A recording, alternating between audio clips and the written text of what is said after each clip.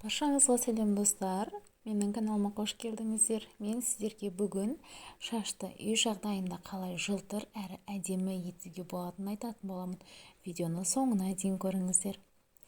Қыс мезгілінде үйдегі ғимарат ішіндегі жылу жүйесінен бөлінетін құрғақ ауа салдарынан шаш электрленеді.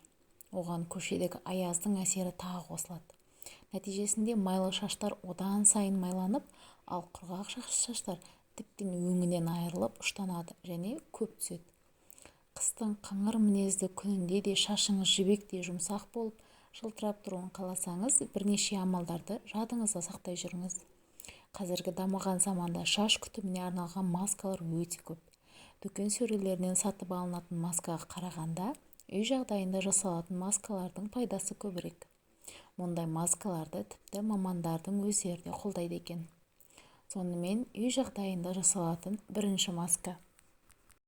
Сізге қажет болатын заттар: жарты стакан ыстық сүт, 1 ас қасық крахмал және 3 шай қасық глицерин керек болады. Барлық массаны жақсылап араластырыңыз. Дайын болған кезде шашыңызға жағыңыз. Бірақ шашыңыздың түп жағына емес, ұзындығына қарай жағыңыз. Жағып болғаннан кейін 30 минут күтесіз. Болғаннан соң жылы сумен жақсылап шайыңыз. Екінші рецепт: сізге қажет болатын зат: касторовое масло 1 ас қасық, 1 ас қасық оливковое масло және 2 ас қасық қаймақ.